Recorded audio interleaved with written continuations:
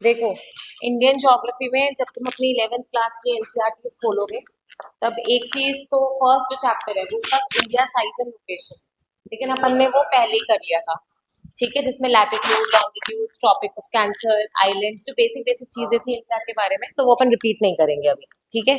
पर Indian geography का पहला पार्ट वही है, ओके। तो तुम लोग बाद में बोलो कि मैम ने कराया नहीं, तो मैंने बहुत पहले ही करवा दिया था वो चीज, ठीक है। उसमें अब उसमें ना दो तीन चीजें हैं जो पूछी जा रही हैं आजकल, जैसे कि इंडिया एज अ कंट्री, अगर अपन साइज देखें तो क्या नंबर है पूरे वर्ल्ड में, इंडिया से बड़ी कौन सी कंट्रीज है ना, जो प्री में पूछे जा रही है, इंडिया कौन से नंबर पे आता है, वो तुम लिख लो, ठीक है। बताओ, 8 पे है, 7th पे है, 10th पे है, फॉरेस्ट कवर वाइज किस पे है, कुछ कुछ चीजें अपने को याद होनी चाहिए क्योंकि वो मेंस, सॉरी, तो वो क्या है, मेंस में भी काम आती है, ओके। और एक आई थिंक बेसिक सबको पता है, फिर भी लिखवा देती हूँ, जैसे अपनी ये अगर अपन मैं इंडिया बनाऊं,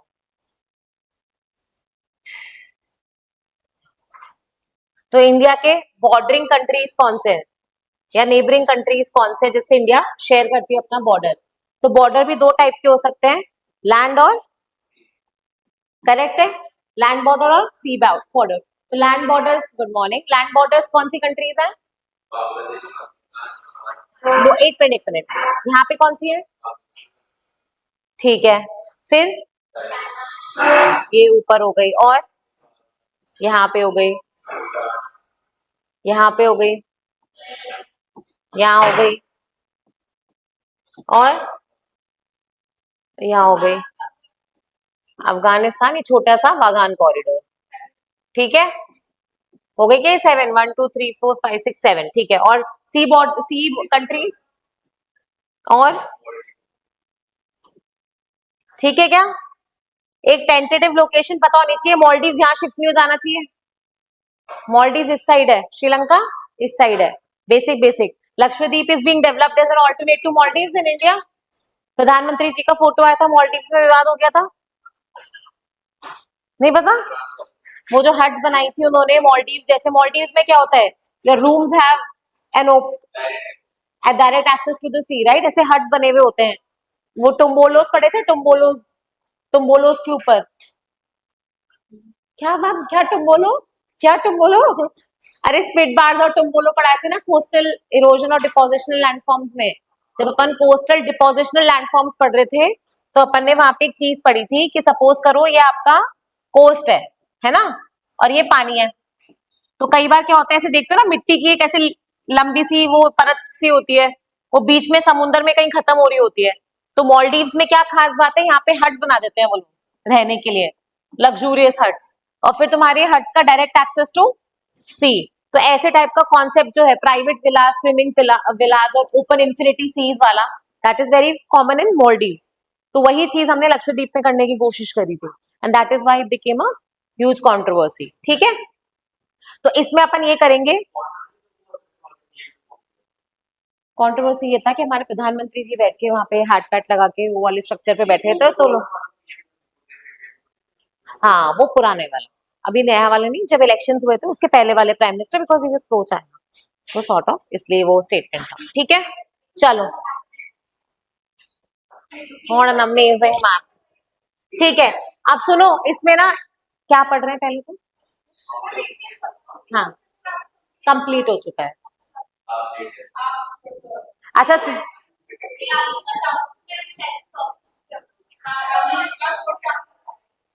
नोट्स भी नोट्स शेयर नहीं हुए,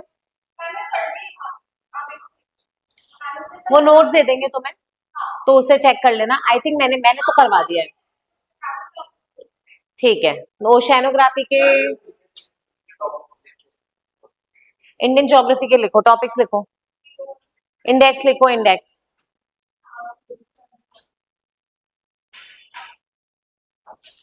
चैप्टर्स, यूनिट क्या है, यूनिट 6, खरीदनी क्यों, ऑनलाइन दी तो है,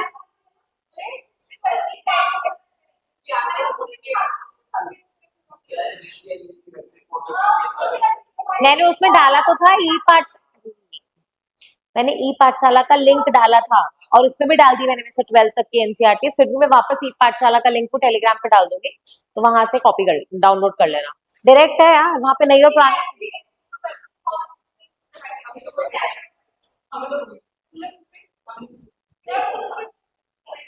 अरे मैं तुम लोगों को फ्लैश कार्ड शेयर कर दूंगी 6 to 12 के एनसीईआरटी के, गूगल एआई। चलो ये थोड़ी सी छूट दो। यूनिट 6 इंडियन ज्योग्राफी, चैप्टर्स के नाम लिखो। चैप्टर 1 इंडिया, साइज,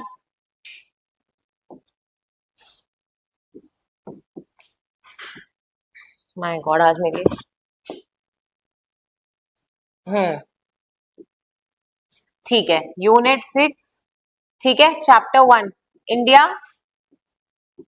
और उसके आगे साइज, लोकेशन एंड एक्सटेंट,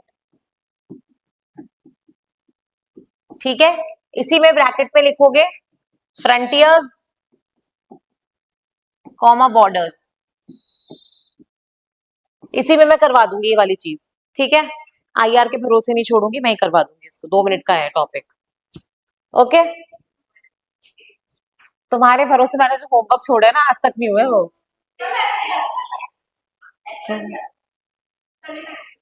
ऐसा, ठीक है। सेकंड लिखो, इंडिया का, India physical divisions, India physical divisions,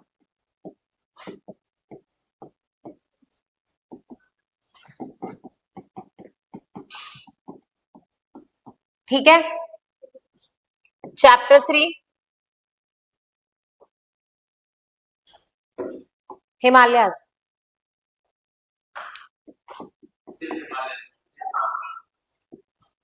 Himalayas, क्योंकि माउंटेन्स इसलिए नहीं बोल रही, पेनिनसुला प्लेटो वाली जो माउंटेन्स है वो पेनिनसुला प्लेटो में ही पड़ेंगे।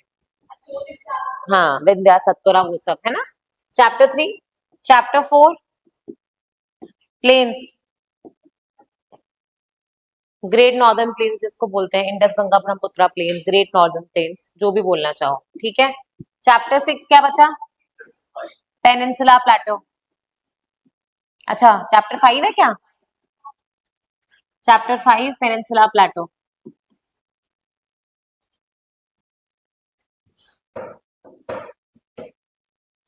चैप्टर 6 इसमें ना एक काम करो, हिमालयास के अंदर ही अपन 2-3 चीजें और कर लेंगे, जैसे हिमालयास में कोई पासेस वगैरह होते हैं, है ना।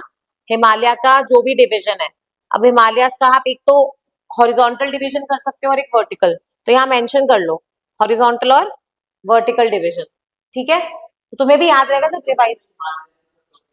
हाँ मतलब ये क्या है, जनरली आपके एनसीईआरटीज में अलग अलग चैप्टर्स हैं, बट अपन इसको एक साथ ले लेंगे। हाँ, पासेस आ गए, हिमालयास का हॉरिजॉन्टल वर्टिकल डिवीजन आ गया, रीजनल डिवीजन हो गया हिमालयास का, जैसे Punjab region, Himachal region, Nepal region, Sikkim region, Bhutan region, तो अपन एक साथ ले लेंगे सारी चीजें, हिमालयास एज अ टॉपिक, ठीक है। तो हिमालयास हो गया, प्लेन्स हो गया, फिर आपका पेनिनसुलर प्लेट्यू हो गया चैप्टर 5। चैप्टर 6 लिखो रिवर्स, ये है सबसे याद करने वाला, हाँ, और हर बार क्वेश्चंस भी आते हैं इसमें से, ठीक है। लिख लिया क्या इसमें, रिवर्स। फिर उसके बाद, अरे हाँ कोस्ट ये तो रह गया, चैप्टर 7 ये लिखो, वेस्टर्न घाट्स ईस्टर्न घाट्स जो भी है, हाँ घाट्स लिख दो, ठीक है। फिर west and east coastal plains, okay. फिर चैप्टर 9 आइलैंड्स, मेजरली लक्षद्वीप और अंडमान और निकोबार, ठीक है।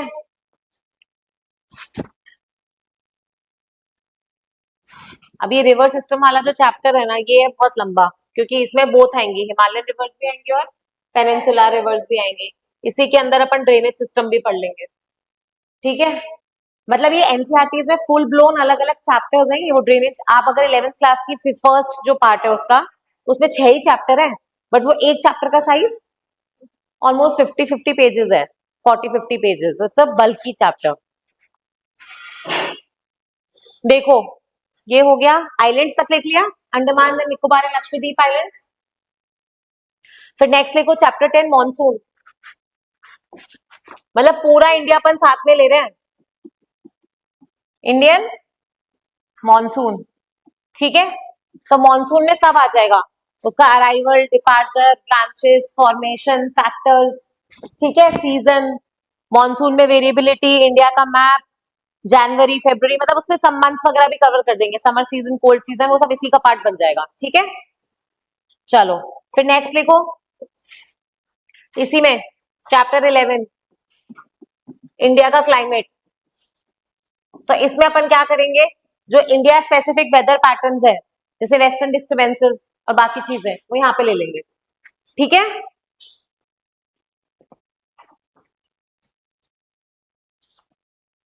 देखो एक चीज है, ये इंडिया क्लाइमेट है ना, यूपीएससी कभी नहीं पूछता कोपन क्लासिफिकेशन, बट आरएएस में पूछते हैं, ठीक है। तुम्हें से कोई देगा क्या आरएएस, पहले बताओ।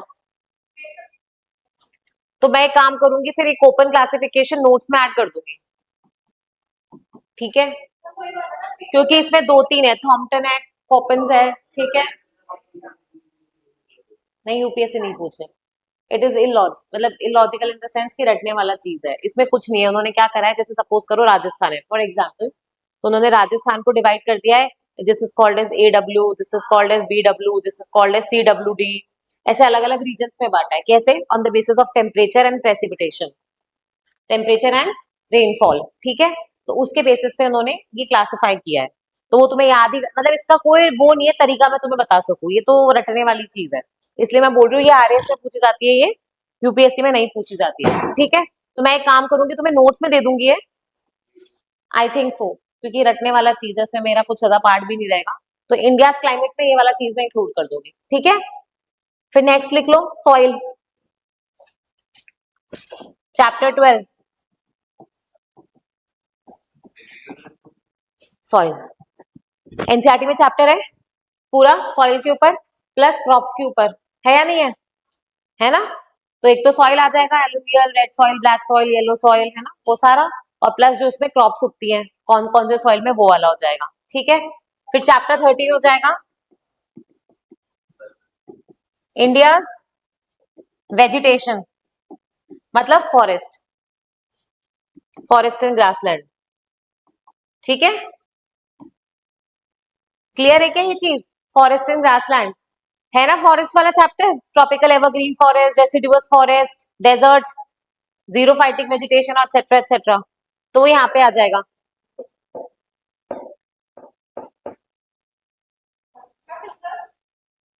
वो आता है इकोनॉमिक ज्योग्राफी में, तो crops, minerals, industrial regions, transportation, crops, minerals, trans, क्या, क्रॉप क्या होता है, रॉक्स तो कर दिया ना, रॉक्स मिनरल चैप्टर तो हो गया अपना। अच्छा, इंडिया वाला जो स्पेसिफिक है ना, ores, minerals, crops, industrial regions, transportation, वो इसमें आएगा, Indian vegetation and wildlife में, ठीक है।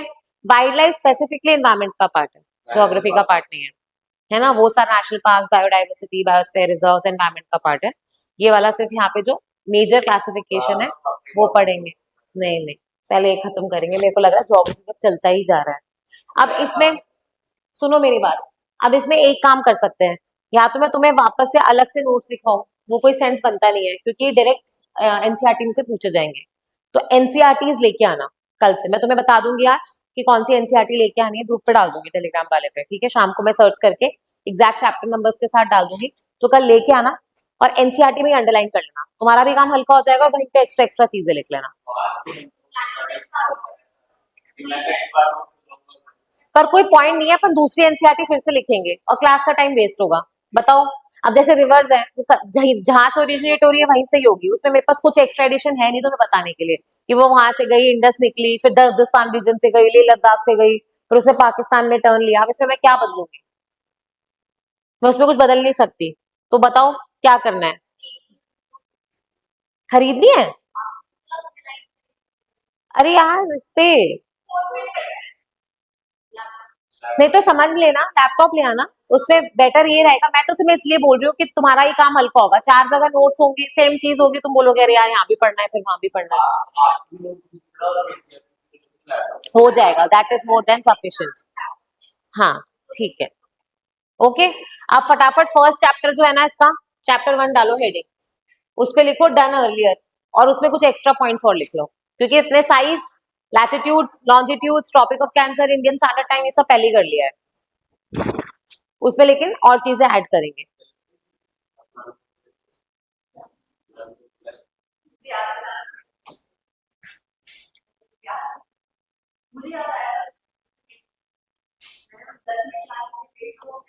देखो यहाँ पे कुछ कुछ चीजें लिखते जाओ, फन फैक्ट्स, ठीक है? बैंकिंग वैंकिंग के एग्जाम दोगे तो वहां पे ये काम आएंगे fun facts. Southernmost point India का कौन सा है? और नॉर्दर्न मोस्ट? लिख लो ये, ठीक है? पहला फन फैक्ट लिखते जाओ, नॉर्दर्न मोस्ट पॉइंट कौन सा है? इंदिरा कोल, ठीक है? और सदर्न मोस्ट कौन सा है? इंदिरा, हाँ, ओके। इंदिरा पॉइंट को और क्या कहते हैं?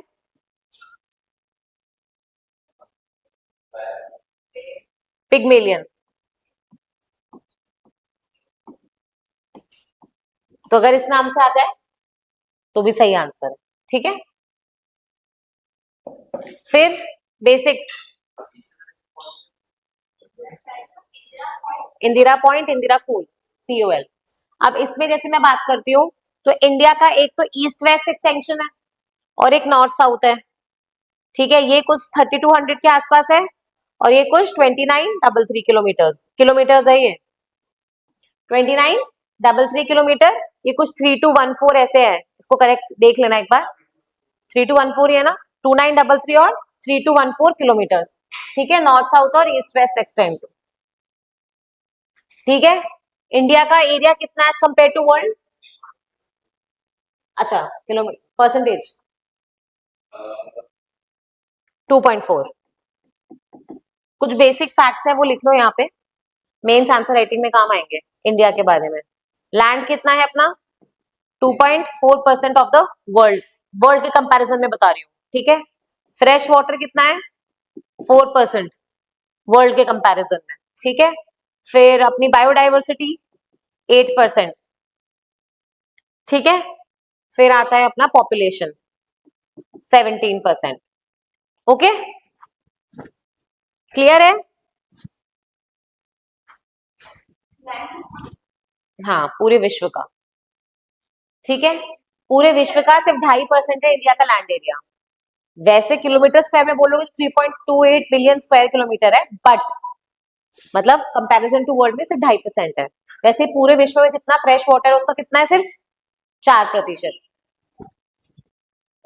बायोडाइवर्सिटी, ठीक है? और पॉपुलेशन कितनी है हमारे पास? तो अगर हम बोलते हैं कि इंडिया में पानी की कमी है तो होनी चाहिए नहीं होनी चाहिए? सिर्फ 4% पानी को 17% पॉपुलेशन मांग रही है, ठीक है? तो it's a huge number. Okay, चलो अब इसमें वो लिख लो, कंट्री बाय साइज, ये पूछा गया है इसे लिख लो, ये कंट्रीज बाय साइज। तो इंडिया से जितनी ऊपर वाली कंट्री है वो लाइन में पता होनी चाहिए। प्रीलिम्स पर्सपेक्टिव से बता रही हूँ, इसका मेन से कोई लेना देना नहीं है,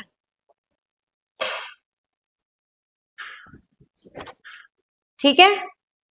सबसे पहले कौन सी आएगी? सबसे बड़ी कंट्री कौन सी है?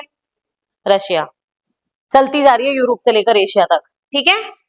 रशिया, रशिया की कैपिटल क्या है? मॉस्को, पता होनी चाहिए, बेसिक चीज है, ठीक है? चलो नेक्स्ट आ जाओ, नेक्स्ट कंट्री कौन सी है? ना, ना,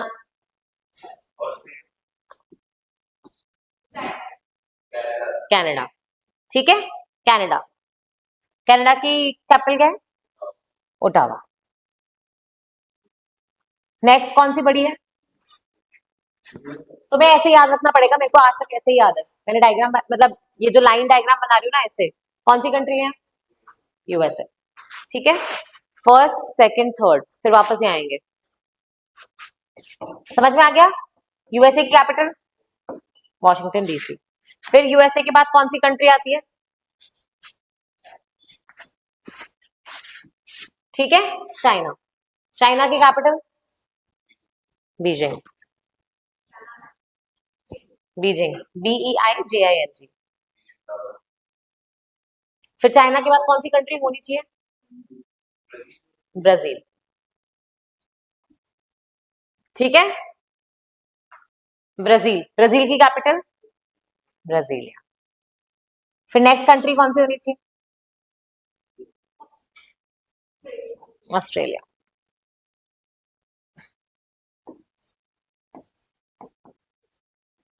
ठीक है, ऑस्ट्रेलिया। फिर India. This diagram is easy to remember. यू गए, सीधा है, वापस गए, वापस गए, वापस आए। ठीक है, इट्स गोइंग ऑल्टरनेट, तुम देखोगे तो ऑल्टरनेट जा रहे नहीं जा रहा है, ऐसे फिर ऐसे फिर ऐसे फिर ऐसे, याद हो जाएगा। स्वेजल हो जाएगा क्या याद अब? ठीक है ना? तो इंडिया कौन से नंबर पे आया? तो India is the 7th largest country in the world. Okay, तो ये प्रीलिम्स पर्सपेक्टिव से बताया है। बताओ।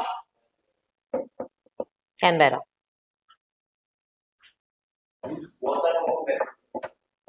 मेलबर्न उनका वो है, फाइनेंशियल कैपिटल है ना, हैपनिंग सिटी है वो, इसलिए। चलो, अच्छा, ट्रॉपिक ऑफ कैंसर इंडिया को इक्वल हाफ में डिवाइड करता है, बट एरिया जो अपना ट्रॉपिक ऑफ कैंसर के ऊपर है that is twice the area जो नीचे है। वो देखने में हाफ डिवाइड कर रहा है, बट एक्चुअली अगर अपन एरिया किलोमीटर स्क्वायर में नापेंगे तो ऊपर पूरा नॉर्थ ईस्ट भी तो आ रहा है, नीचे की साइड पे सिर्फ पठार रीजन है। किसने बनाया है? बताओ क्यों है ये? आरएस इंटरव्यू का क्वेश्चन है वैसे, इस बार पूछा गया है कि मैप में कुछ कंट्रीज बड़ी और कुछ कंट्रीज छोटी क्यों दिखती है। अगर आप टेम्पोल्स की तरफ जाओगे तो सारी कंट्री बड़ी दिखती है, ट्रॉपिकल में आओगे तो कंट्रीज छोटी दिखती हैं, क्यों? लिखो क्वेश्चन, कल सर्च करके आना। तो पूछो जब कि अफ्रीका का साइज अच्छा खासा है। बताओ, देख लेना, ट्रॉपिकल एरियाज में कंट्रीज छोटी होती है, टेम्परेट में बड़ी होती है, इसका बेसिकली किससे लेना देना है? One of the reasons, but बाकी आरएस इंटरव्यू का क्वेश्चन है इस साल का, 2024 ट्रांसक्रिप्ट का, मैं भेज दूंगी ढूंढ के अगर मुझे मिल गई तो। मजा है। Why countries in the temperate region और near by pole areas look bigger on the map. Norway Sweden कितनी बड़ी है पर मैप में कितनी बड़ी दिखती है? दिखती है ना? Why countries in the temperate और polar region appear bigger on the map. ठीक है, कल सर्च करके आना। चलो, तो यहाँ पे एक स्टेटमेंट और लिख लो कि tropic of cancer divides India into two. Tropic of cancer मतलब कर्क रेखा 23.5 डिग्री नॉर्थ वाली। ठीक है, it divides India into two equal parts. बताओ, टू इक्वल अपियरिंग पार्ट्स। ऐसा लगता है ना एकदम हाफ में डिवाइड कर दिया है, अपियरिंग पार्ट्स है वो, एक्चुअली में हाफ नहीं है। बट ये इसलिए लिखवा रही हूँ, ये स्टेटमेंट है कोई बैंकिंग एग्जामिनेशन का, बट पता लगे वहां लिख के आ जाओ मैम ने तो बोला था हाफ हाफ है, तो हाफ हाफ ही होगा, और फिर आके नोट्स में पॉइंट आउट और करोगे कि मैम ने ये स्टेटमेंट तो ये लिखवाया था कि हाफ हाफ है मैम। बट ठीक है, area to the north, but area to the north is twice that of south. कहने का क्या मतलब है कि ट्रॉपिक ऑफ कैंसर ऐसे निकल रहा है, ठीक है, हमें लगता है कि ये और ये मतलब एकदम मिडिल में से जा रहा है ट्रॉपिक ऑफ कैंसर, बट ये जो एरिया है ना किलोमीटर स्क्वायर में, ये अगर ये एरिया सपोज 1 है तो ये 2 होगा, ये अगर 2 है तो ये 4 होगा, 2 टाइम्स है बेसिकली, ठीक है, जितना नीचे है उसका डबल ऊपर है। ओके, फिर अपन ने जब वो पढ़ा था स्टैंडर्ड टाइम, है ना, तो मैंने ये बताया था कि अरुणाचल प्रदेश और गुजरात के बीच में 2 घंटे का डिफरेंस है, ठीक है, तो ये लिख लो, east west time difference in India is approximately how many hours, 2 hours. क्यों होना चाहिए 2 आवर्स? कैलकुलेशन बताया था ना, ये 68 डिग्री है, ये 97 डिग्री है, माइनस करो कितना होगा, 68 और 97 में कितना डिफरेंस आ रहा है, लगभग 30 डिग्रीज का आ रहा है, और 15 डिग्री मतलब 1 घंटा, तो 30 डिग्री मतलब 2 घंटा। जिसको याद नहीं है ये रिवीजन करना पड़ेगा, टाइम जोन्स वाला जो अपन ने कैलकुलेशन भी करी थी, फिर तुम लोगों ने पूरी एक क्लास खाई थी उसमें। ठीक है, समझ में आ गया क्यों है 2 घंटे का डिफरेंस? लॉन्जिट्यूड से निकलता है डिफरेंस 68 और 97 वाला। अब अच्छा क्वेश्चन ये है, ये मेंस में पूछा गया है यूपीएससी के, इंडिया इज अ ट्रॉपिकल और temperate country, why? Logical Y?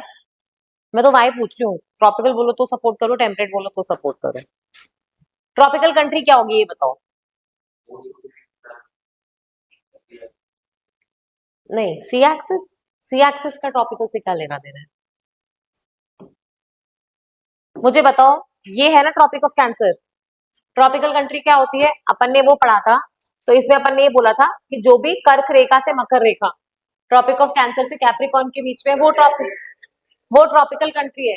India का क्या हो रहा है, हाफ पोर्शन नीचे है और हाफ पोर्शन ऊपर है, तो मतलब वैसे बता रही हूँ मैं कि मिडिल में जो आ रही है tropic of cancer, almost middle में काट रही है, लैंड साइज नहीं देख रही, तो वो कुछ पार्ट उसका टेम्परेट में भी है, कुछ पार्ट उसका ट्रॉपिकल में भी है, तो ये तो हमारे ऊपर है ना, हम अपने आप को क्या मानेंगे, तो हम अपने आप को क्या माने, ट्रॉपिकल माने टेम्परेट माने? India is a tropical country, why? नहीं नहीं, इसका एक्सपोर्ट से नहीं, इसका ज्योग्राफी से लेना देना है, पूछो ट्रॉपिकल कंट्रीज के क्या फीचर्स होते हैं जो इंडिया में है? Monsoon, primarily monsoon, monsoon only and only tropical phenomena है, टेम्परेट फिनोमिना है क्या? कोई भी टेम्परेट कंट्री में मॉनसून आता है? नहीं आता। और हमारा पूरा एग्रीकल्चर, इकोनॉमी, ज्योग्राफी कौन गवर्न कर रहा है? मॉनसून, ठीक है, तो primary most important reason is monsoon, but other factors भी हैं, तो हम यहाँ पे एक क्वेश्चन या हेडिंग टाइप की डालेंगे, इंडिया अ ट्रॉपिकल कंट्री, और फिर नीचे रीजंस लिखेंगे, ठीक है, मेंस का क्वेश्चन है इसलिए आंसर लिख पा रही हूँ, इंडिया अ ट्रॉपिकल कंट्री,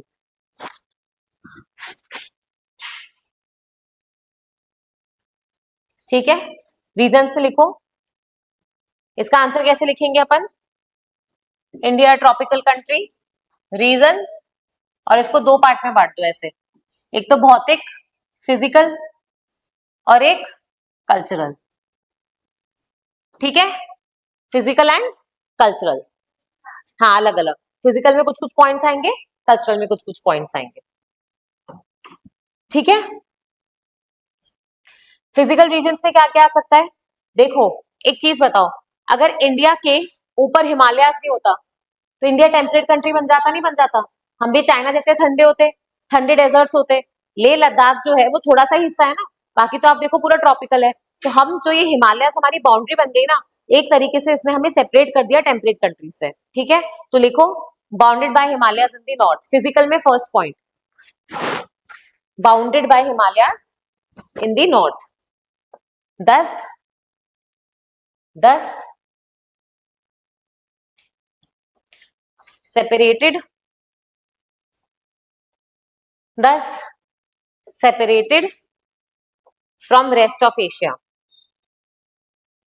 क्लियर है, चाइना तिब्बत ठंडे इलाकों से हम सेपरेट हो गए, क्यों? क्योंकि हिमालयस ने बाउंड्री बना दी। Second, climate is dominated by physical में climate is dominated, climate is dominated by tropical monsoons. Tropical monsoons. ठीक है. Third,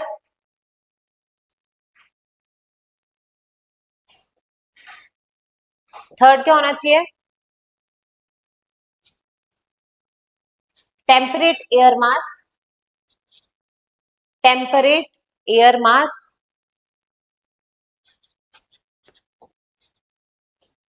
is blocked by Himalayas, is blocked by Himalayas.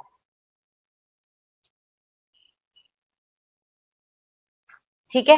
अब ये एक्चुअली में इसकी बहुत बड़ी रीजनिंग है.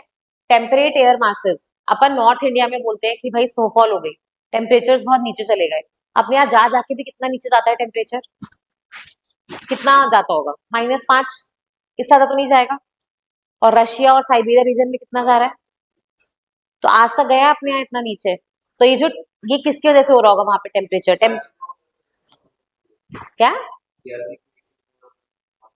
वो तो ग्लेशियर्स का पार्ट हो गया, उसको छोड़ो. अगर अपन प्लेन एरियाज में देखें तो Siberia is a plain region. तो प्लेन रीजन में अपने यहाँ कितना डाउन गया है? -5, -7, -8 मान लो, -10 मान लो, इससे नीचे नहीं गया. बट चाइना में अगर आप जाओ, रशिया में अगर आप जाओ, टेम्परेट कंट्रीज में, तो वहाँ even London etcetera -20, -30 is a common phenomena, right? India में नहीं जाता है. तो इंडिया टेम्परेट कंट्री होती है तो हमारे यहाँ भी जाता. तो इसका मतलब है वो जो टेम्परेट एयर मासेस, एकदम ठंडे हवा के मासेस है, वो हिमालय ने ब्लॉक कर दिए. अगर हिमालय नहीं होते तो हमारे यहाँ भी वो इतनी ठंडी विंड्स इंडिया तक पहुंचती और टेम्परेचर ड्रॉप होता.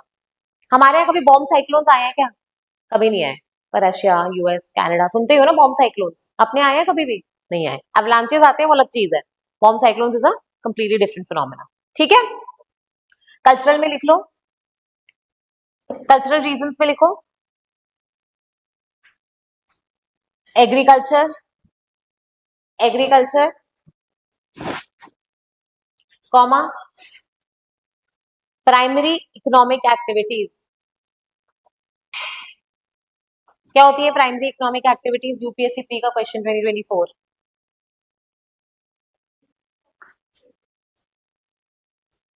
प्राइमरी यही पूछा उन्होंने मैच द कॉलम में. 4 एक्टिविटीज लिख दी, 4 एक्टिविटीज लिख दी. क्या लिख दिया? प्राइमरी है, सेकेंडरी है, टर्शरी है, और फिर पूछा है which of the following statements. Primary, secondary, tertiary economic activities क्या होती है? पहली बात तो इकोनॉमिक एक्टिविटीज क्या होती है? तुम्हारा इकोनॉमी हुआ या नहीं हुआ? तो फिर कैसे पता होगा? अच्छा ठीक है. इकोनॉमिक एक्टिविटीज क्या होती है? जो भी आप काम करके जिससे आप पैसा कमा सको, वो सारा इकोनॉमिक एक्टिविटीज के अंदर आता है. अब इकोनॉमिक एक्टिविटीज 3 टाइप में क्लासिफाई की जाती है. ठीक है. वैसे तो अब आगे भी आ गई है, but majorly primary, secondary, tertiary, quaternary और क्वीनरी. ठीक है. ये आपके एनसीईआरटी का डिवीजन है. प्राइमरी क्या होती है? वो एक्टिविटीज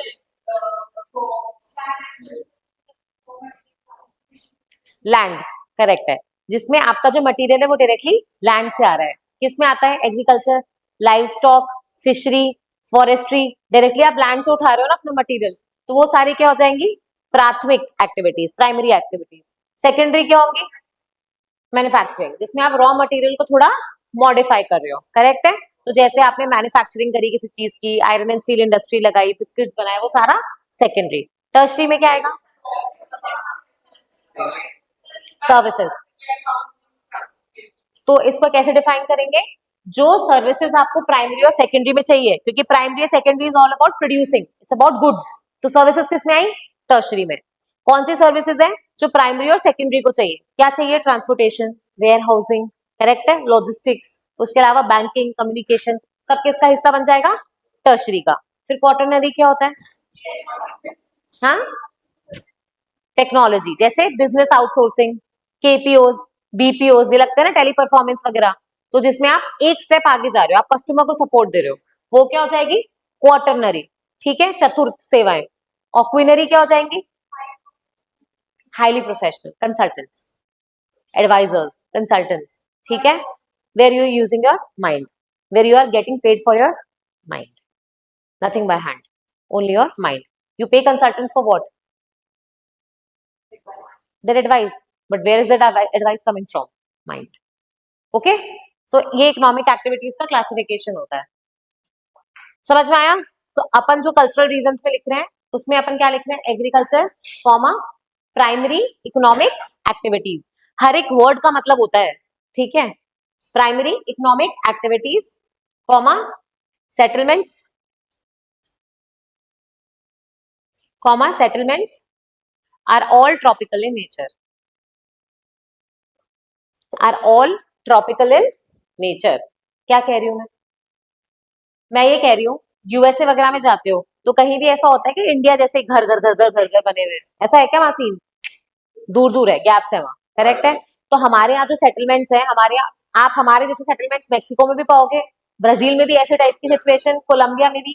तो सारी ट्रॉपिकल कंट्रीज में क्या है, सेटलमेंट्स जो है वो एक जैसा दिखेंगे। टेम्परेट कंट्रीज में दूर दूर अलग अलग, मतलब एक तरीके का सेटलमेंट दिखेगा।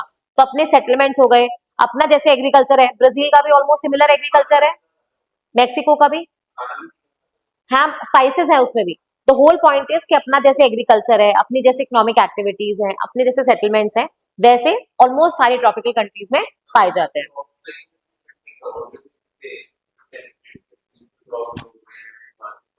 हाँ तो एग्रीकल्चर लिखा है ना अपन ने रीजन, उसका पार्ट हो गया वो। एग्रीकल्चर में सब आ जाएगा, क्रॉप्स भी आ जाएगा, लाइफ स्टॉक भी आ जाएगा, है ना, सारी चीजें आ जाएंगी उसके अंदर। ओके, तो अपना एग्रीकल्चर सेटलमेंट जितनी भी इकोनॉमिक एक्टिविटीज है they are all tropical in nature. Okay, तो ये अपना क्वेश्चन भी हो गया, एक तरीके से टॉपिक भी हो गया। अब नेक्स्ट हेडिंग डालो फटाफट, इंडिया फ्रंटियर्स या बॉर्डर्स, मतलब इसी में ही हेडिंग डालो next, India frontiers and borders, इस चैप्टर में।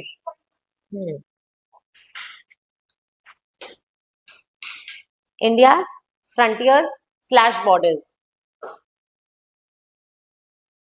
देखो, तुम्हें ये तो पता है कि कौन सी बॉर्डरिंग कंट्रीज हैं, उसका डिसेंडिंग ऑर्डर बता दो मुझे। सबसे बड़ा, एक मिनट, सबसे बड़ा बॉर्डर किसके साथ है? ठीक है, फिर फिर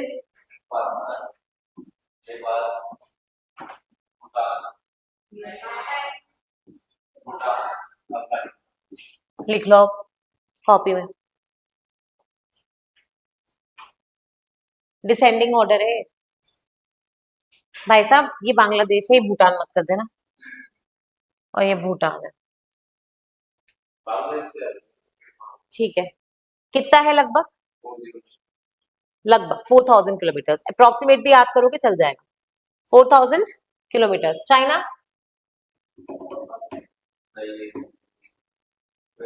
3400,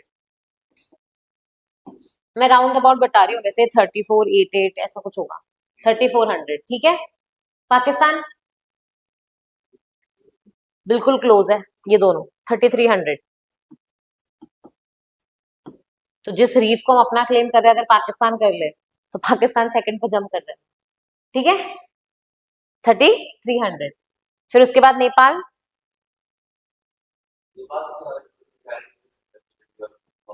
1700। कितना है? आईआर का पार्ट है वैसे, बट ज्योग्राफी में भी है तो मैंने इंटरसेक्शन है तो करवा दिया। और म्यांमार क्लोज है 1600, भी तो वो सीरीज का ये फैमिली मैन थर्ड वाली, तो उसमें म्यांमार बॉर्डर भी तो लिया है उन्होंने। फिर नेक्स्ट भूटान 600, बहुत छोटू सा है। और अफगानिस्तान लगभग 100 किलोमीटर है, नहीं 100 किलोमीटर के ऊपर है, 105 समथिंग है। 100 किलोमीटर का तो वाघान कॉरिडोर ही है, 100 किलोमीटर का तो वाघान कॉरिडोर ही है। 4000, 3400, 3300, 1700, 1600, 600 और 100, ठीक है? ये क्या करा अपन ने? डिसेंडिंग ऑर्डर में जो इंडिया के नेबरिंग कंट्रीज है उसके साथ अपना जितना लैंड का बाउंड्री बनता है उस किलोमीटर को लिखते हुए निकाला है, ठीक है? इंडिया का लैंड बॉर्डर है कितना टोटल किलोमीटर? इसको ऐड करना कितना आएगा लगभग? 4 और 3 7, 7 और 3 10, 10 और 1 11, 11, 12, फिर 1 मिनट, फिर 13, 14, लगभग 15 के आसपास पहुंच रहा है लगभग। हाँ, तो 600 और 300 कितना हो गया? 1000। ये 4000 हो गया, 5000, फिर 8000, फिर ये 9000, 9 और 4 13, 14, 14,700, 14,800, तो लगभग 15 के आसपास पहुंच गया। नहीं, मैथ्स ठीक है। 15,000 किलोमीटर। ठीक है, लगभग लिख लो। 15,000 किलोमीटर, ये लिख लो इस चीज को। मैंने पढ़ाया है, मैथ्स ऑप्शंस भी पढ़ा है।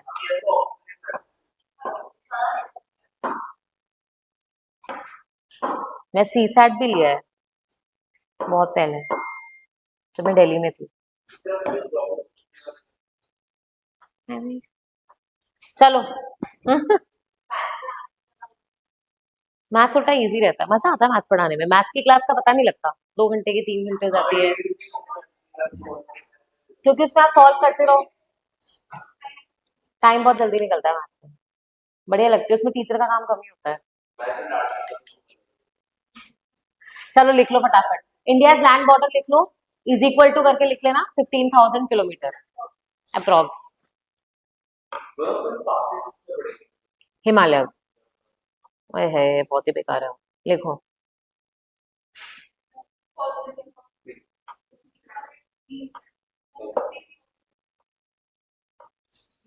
ठीक है क्या? चलो, अब नेक्स्ट चीज आ जाओ। देखो, मैं ना तुम्हें ऊपर ऊपर से बॉर्डर्स का बता देती हूँ, वैसे वो आईआर का पार्ट है, बट ऊपर ऊपर से बता देती हूँ, तो पता नहीं तुम्हारा आईआर कब होगा। ठीक है, हो गया।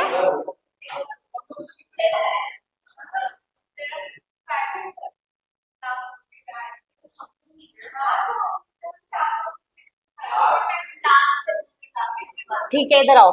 देखो, बांग्लादेश के साथ जो बॉर्डर था, इंडिया का डिस्प्यूट चल रहा था बहुत टाइम से, फिर इंडिया ने लैंड बॉर्डर अग्रीमेंट कर लिया। ठीक है, इसमें चाहो तो लिख लो, छोटे छोटे पॉइंट्स लिख लो, एक काम करो, यहाँ लिखो इंडिया बांग्लादेश, छोटे छोटे पॉइंट्स लिख लो, ताकि जब आईआर पढ़ो तो बोल देना ज्योग्राफी वाली मैम ने पढ़ा दिया। एक एक बॉर्डर अपन लेके चलेंगे, इंडिया बांग्लादेश, आई, इंडिया बांग्लादेश। ठीक है, उसमें फर्स्ट पॉइंट क्या लिखेंगे? 2014 का, ये नहीं, इस टाइम की जगह वो लिख लो, border dispute settlement, border dispute settlement. ठीक है, बॉर्डर डिस्प्यूट,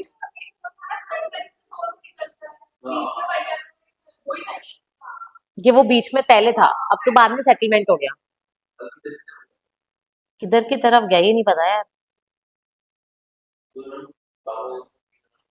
अरे भाई लोगो, तुम जो काम का है ना वो लिखो। इधर आओ, बॉर्डर डिस्प्यूट सेटलमेंट हो चुका है। ठीक है, अपने बांग्लादेश के साथ कौन कौन से प्रॉब्लम्स हो सकते हैं? लैंड बाउंड्री और सी बाउंड्री। तो लैंड बाउंड्री के लिए भी मैरीटाइम अग्रीमेंट हो चुका है, और सी बाउंड्री के लिए भी लैंड बॉर्डर अग्रीमेंट हो चुका है। इसके लिए, सॉरी, हाँ, सी के लिए मैरीटाइम अग्रीमेंट हो चुका है, लैंड के लिए लैंड बॉर्डर अग्रीमेंट हो चुका है। और इसके लिए इंडिया ने संविधानिक संशोधन, कॉन्स्टिट्यूशनल अमेंडमेंट किया था, कौन सा था वो? ये लिख लो, 100th कॉन्स्टिट्यूशनल अमेंडमेंट, क्योंकि 101 क्या है? जीएसटी। ठीक है ना? तो 100th कॉन्स्टिट्यूशनल अमेंडमेंट, ये बेसिक चीजें लिख लो। तो उसमें पॉलिटी का भी पार्ट आ गया थोड़ा सा, आईआर ज्योग्राफी मिक्स हो गया, पर मैरीटाइम अग्रीमेंट,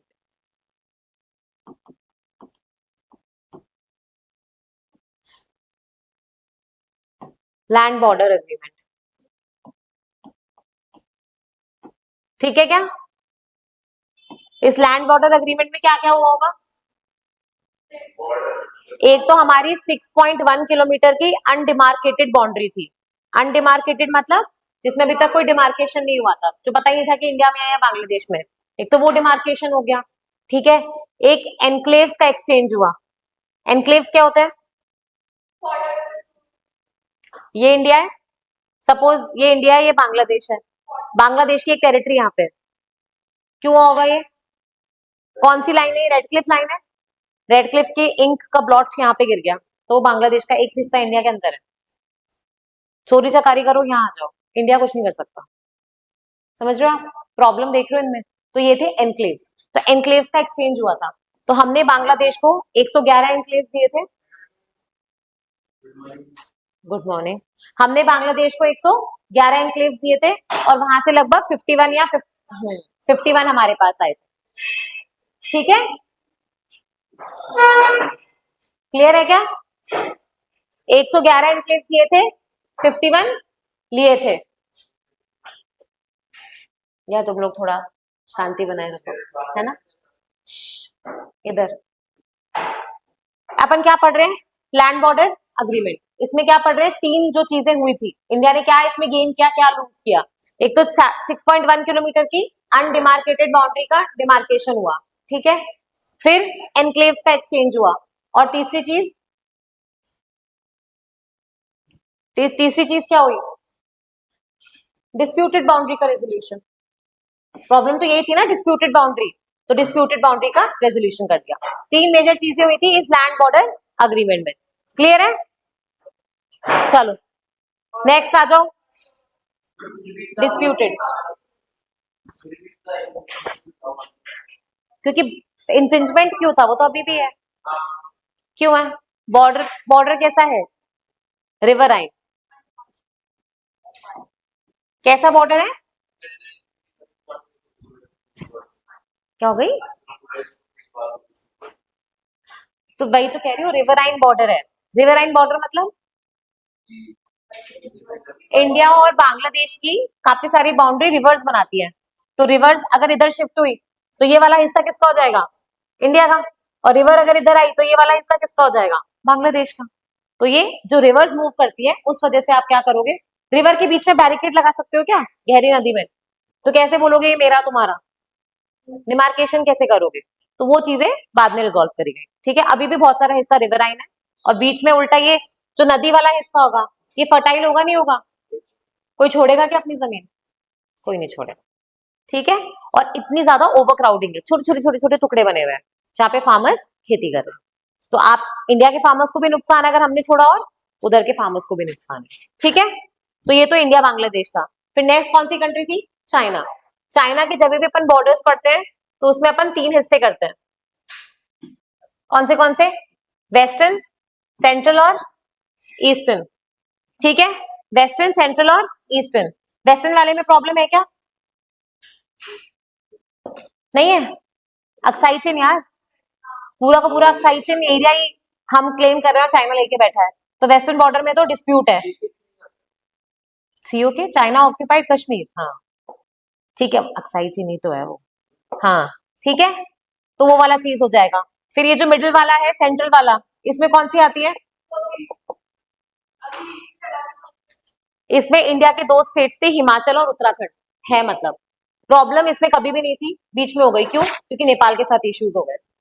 तो काला पानी का इश्यू हुआ था, काला पानी, लिम्पियाद्रा, नेपाल ने अपने मैप में दिखा दिया था कि ये तीनों स्टेट्स हमारी है। फिर इंडिया ने बोला तो मैप ही गलत है। तो ये वाला सेक्टर कभी भी डिस्प्यूटेड नहीं था, लेकिन डिस्प्यूट में आ गया ये भी, ओके। और ईस्टर्न सेक्टर में क्या प्रॉब्लम है, नहीं वो प्रॉब्लम थोड़ी है, चिकन नेक तो हमारा है। चाइना अरुणाचल प्रदेश को क्लेम करता ही नहीं करता है, क्या बोलता है उसको, तवांग बोलता है ना अरुणाचल को, सदन तवांग। पासपोर्ट निकालता है चाइना, स्टेपल पासपोर्ट करके देता है। अगर आप अरुणाचल प्रदेश जाते हो उसके सिटीजन, तो उनको चाइना पासपोर्ट, चाइना का पासपोर्ट बना के देता है तवांग एरिया का, ठीक है। तो अपने मेजरली चाइना के साथ अपने मेजरली तीनों सेक्टर्स में डिस्प्यूट चल रहे हैं, ठीक है। यहाँ पे वेस्टर्न सेक्टर में दो लाइन आती है, मैकडोनल्ड्स और मैक जॉनसन। मैकडोनल्ड्स और मैक, चाइना मानता है मैकडोनल्ड लाइन, कौन सी वाली लाइन होगी, मैकडोनल्ड जो चाइना मानता है, ये वाली। चाइना बोलता है ये वाली लाइन है बॉर्डर, और इंडिया क्या बोलती है, ये वाली। ये कौन सी लाइन हो गई, मैक जॉनसन, ठीक है। समझ में आ रहा है, ये हो गई मैक जॉनसन लाइन, ये हो गई मैकडोनल्ड लाइन, ठीक है। ईस्टर्न सेक्टर में कौन सी लाइन है, मैकमोहन, सुना है, मैकमोहन लाइन, ठीक है। उसको लेके डिस्प्यूट है, ऊपर ऊपर से बता रही हूँ, ये आईआर का पार्ट है, ठीक है। इंडिया नेपाल में कोई इशू है क्या, अभी पढ़ा अपन ने, काला पानी लिम्पियाद्रा वाला। नेपाल के साथ प्रॉब्लम क्या है, नेपाल की जो बाउंड्री बनती है ना, वो दो रिवर्स बना रही है, ईस्टर्न में भी और वेस्टर्न में भी। तो जो रिवर शिफ्ट हुई बॉर्डर डिस्प्यूट इरप्ट हो जाता है। ठीक है, भूटान के साथ इतना कोई डिस्प्यूट है? Majorly no. Bhutan is a very peaceful country, उनको फॉरेस्ट, जंगल, वाइल्ड लाइफ वो पसंद है, हैप्पीनेस इंडेक्स में भी काफी ऊपर है। It's a carbon negative country. Carbon negative का मतलब क्या होता है? जितना वो CO2 एमिट कर रहे हैं उससे ज्यादा उनके पेड़ खींच रहे हैं, तो net emitter of oxygen. Net बहुत बड़ी बात है। दुनिया में और कौन सी कंट्री है जो नेट एमिटर है ऑक्सीजन की? लिखो होमवर्क,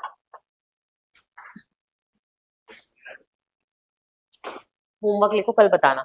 ठीक है, नेट एमिटर ऑफ ऑक्सीजन। फिर इंडिया और पाकिस्तान का बता दो। म्यांमार के साथ क्या इशू है? रोहिंग्या इशू नहीं है यार। क्या इशू है? म्यांमार और इंडिया का जो बॉर्डर है ना, उसमें फेंसिंग नहीं हुई हुई है। क्यों? क्योंकि वहां पे डीप जंगल्स हैं। नॉर्थ ईस्ट में जो जंगल्स है वो काफी, फैमिली मैन सीजन 3 क्या दिखा रहे हैं, वो जंगल ही तो दिखा रहे थे। बीच बीच में बॉर्डर गायब हो रहे थे, फिर उन्होंने ऐसी वो टोल नाके टाइप लगा रखे थे, तो पूरी फेंसिंग नहीं हो रखी है, तो इसलिए वहां पे मूवमेंट है। और क्यों है ये? ट्राइबल्स का मूवमेंट अलाउ किया था, क्योंकि ट्राइबल जैसे सपोज करो मम्मी पापा यहाँ रहते हैं, चाचा चाची यहाँ रहते हैं, तो उनको अलाउ करा गया। उसको फ्री मूवमेंट जोन बोलते हैं, FMZ, जिसके अंदर आपको सर्टेन टाइम पीरियड अलाउ करते हैं कि आप म्यांमार जाके रह सकते हो, फिर वापस आ सकते हो। वैसे म्यांमार के लोगों को अलाउड है, ट्राइबल्स जो हैं, कि आप यहाँ से यहाँ आके रह के फिर वापस जा सकते हो। बट इसका मिसयूज भी हो रहा है, इमिग्रेंट स्मगलिंग, है ना, ड्रग, वेपन्स, ट्रैफिकिंग, एक्सटॉर्शन, सब चल रहा है। ठीक है, तो चीजें जो बेनिफिट के लिए दी गई थी वो मिसयूज भी होती हैं। ओके, इंडिया म्यांमार हो गया, और इंडिया पाकिस्तान का बता दो। डिस्प्यूटेड डिस्प्यूट है, क्यों? एक तो ऊपर से शुरू करो, पाकिस्तान ऑक्यूपाइड कश्मीर का इशू है, फिर नीचे आओगे गुजरात में रीफ, रीफ का इशू है। ठीक है, रीफ मतलब क्या?